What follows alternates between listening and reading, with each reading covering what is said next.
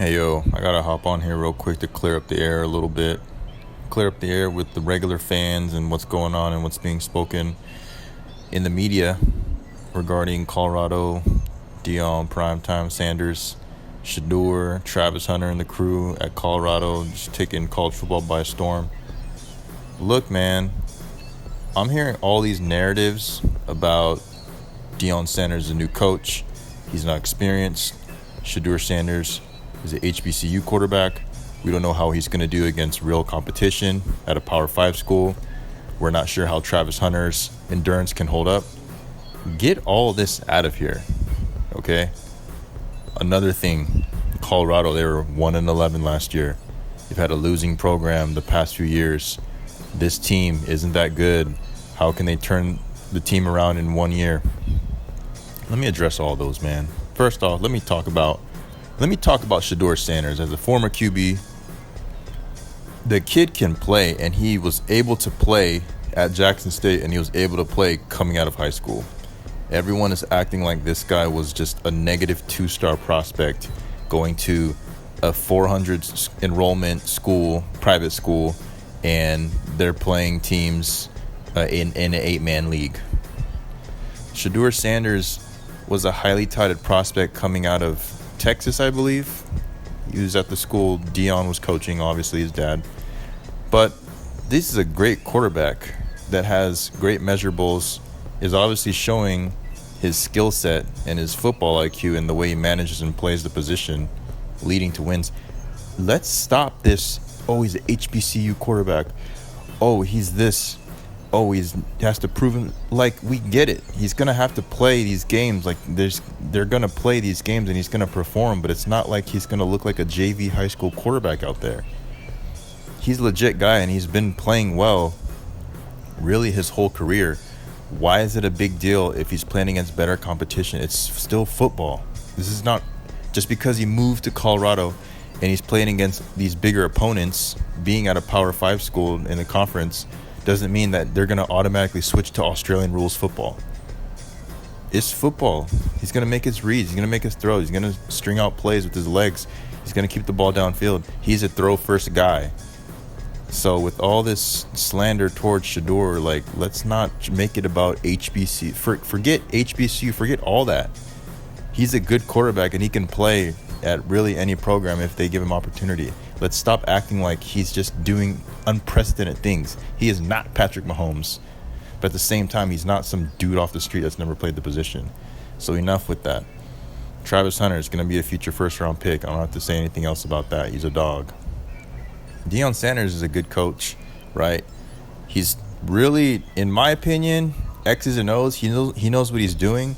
But in my opinion, he's getting a lot of press because what the attention that he's bringing to Colorado with, we're talking revenue, we're talking sales, we're talking just box office, just having to see them play, looking to see what he's going to say in the press because all eyes and the camera is on him, is back in. And the fact that all this hype that got built up is being backed up is a huge deal and why he's getting so much towards him. And it's really a lot of good.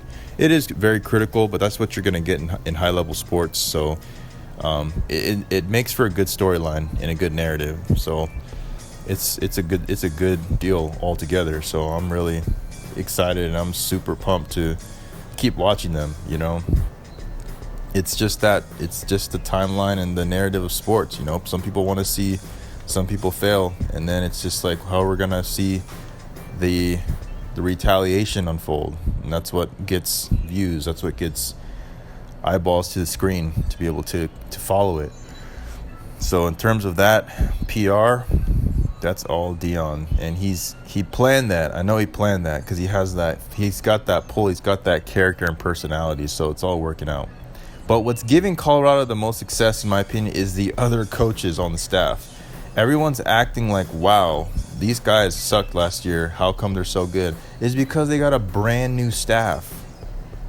It's because they got a ton of new players and a ton of transfers on top of the core group of guys he brought from Jackson State. Again, this is not Jackson State playing against this is not Jackson State playing against Nebraska. This is not Jackson State playing against the national championship contending team from last year, TCU. This is not that. This is a brand new team. 50, 60 new players on the whole team. A bunch of new coaches on the staff that's making it work. It's not just Dion. It's not just Shedeur. It's not just Travis Hunter. It's a bunch of dudes out there making it work, making it happen. So I don't want to hear all this. Why is everyone surprised? If I should hear anything, I should hear, let's see how they do against some good competition, because Colorado has some great players. Everyone is like, oh my gosh, I've never seen Colorado. It's not that crazy. Dion's a great coach. Shedeur Sanders can play football. Travis Hunter is that dude. These transfers that from these other schools are impactful. Why? Because they can play. These aren't high school JV players. These are bona fide D1 guys. And the fact that they could turn it around in such a short time, I believe shows that the coaches have put the players in a successful position to where the players, all they need to do is just go out and play.